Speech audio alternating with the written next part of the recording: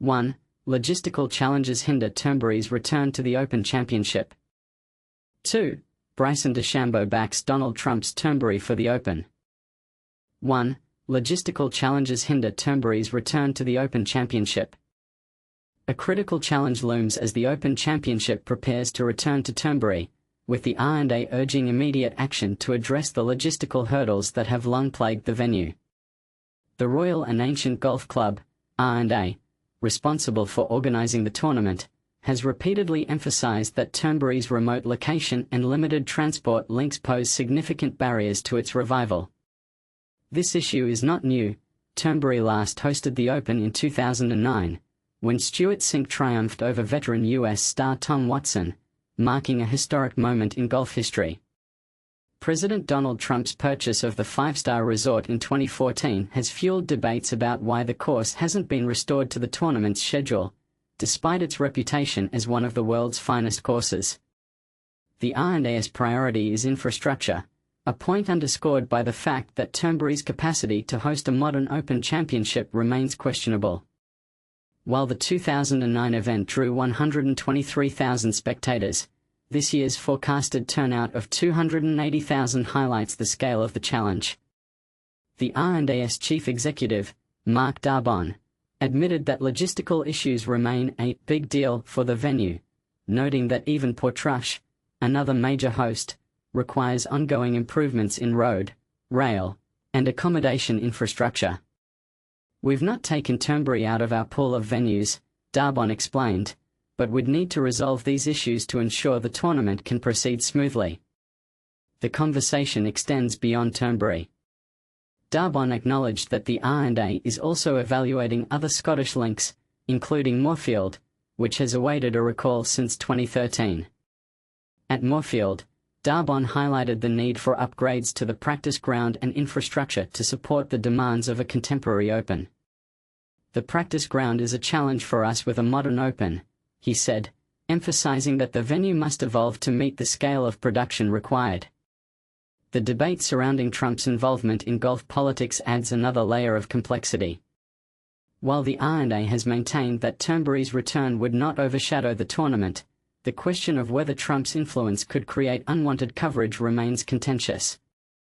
Darbon noted that unless logistical challenges are addressed, the R&A may struggle to reconsider Turnberry's role. "It's a somewhat hypothetical question," he added. "Unless we tackle these issues, it's hard to go back."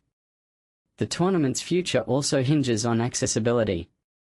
With demand far exceeding supply, venues across England and Scotland have invested heavily in public transport and hospitality to accommodate large crowds. If Turnberry can guarantee improved access, amenities, and infrastructure, it may become a viable host. Meanwhile, Trump National Doral, set to return to the PGA Tour in 2026, offers a contrasting model, suggesting that the Scottish venue might follow suit in the coming years. But here's where it gets controversial. Will Turnberry's success depend solely on infrastructure, or will the tournament's legacy, its status as the oldest major championship, be enough to secure its return? As the Open approaches, the R&A's dialogue with Trump's son, Eric, and the Trump Golf Organization underscores the tension between tradition and modernity.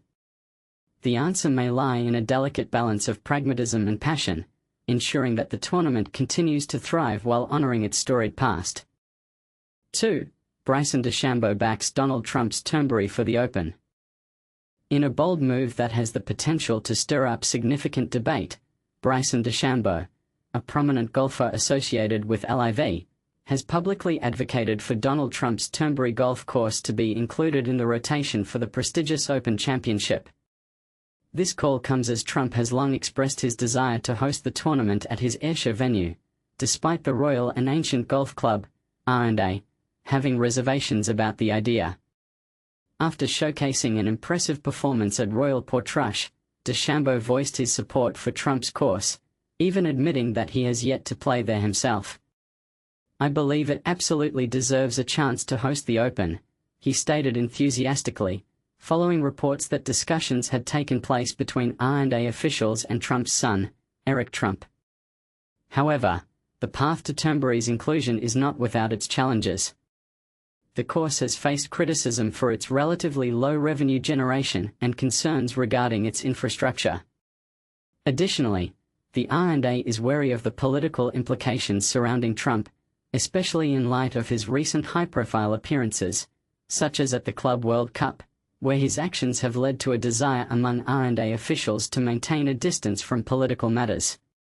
Despite these hurdles, DeChambeau, who has a personal connection with Trump and even shared a round of golf with him on his YouTube channel, believes that Turnberry should be considered for the next available open slot in 2028. When I think about it, I see it as a golf course that ranks among the best in the world. I would be thrilled to see it included in the tournament rotation.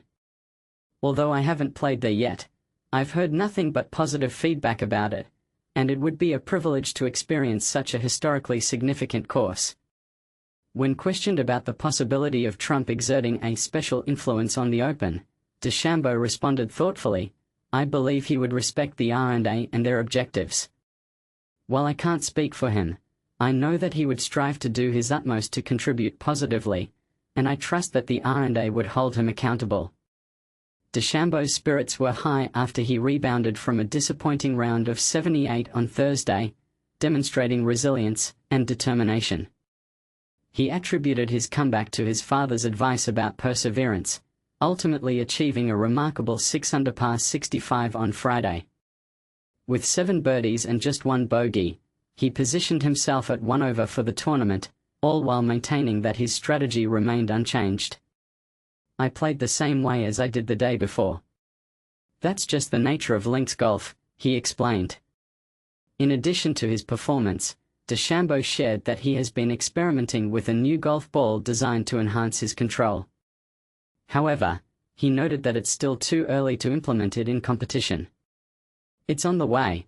I expect it to be ready by September at the latest, with a version available in the coming weeks. I need a ball that can consistently grip the face on wedge shots. Given my vertical swing and the loft I use, I often experience slipping, so achieving a reliable trajectory in challenging conditions is my primary goal." Meanwhile, another American golfer, Harris English, was also in high spirits despite the rain that fell on Friday. He finished the day at 5 under par, all while keeping in touch with his caddy, Eric Larson, who was unable to enter the UK due to a drug conviction from over 3 decades ago. Larson, who served 10 years in prison for drug-related offences before his release in 2006, has caddied at the Open in the past but now requires an exemption from the new Electronic Travel Authority visa regulations in the UK. "I really miss having him here. It's disappointing that he can't join me, but I know he's cheering for me from Palm Beach Gardens," English said. "He's one of the most positive individuals I've ever met. Despite his challenging past, he approaches each day as a gift and never has a bad day, which is something I truly admire about him." This situation raises intriguing questions about the intersection of sports and politics. Should a golf course's political affiliations influence its eligibility to host a major tournament? What do you think?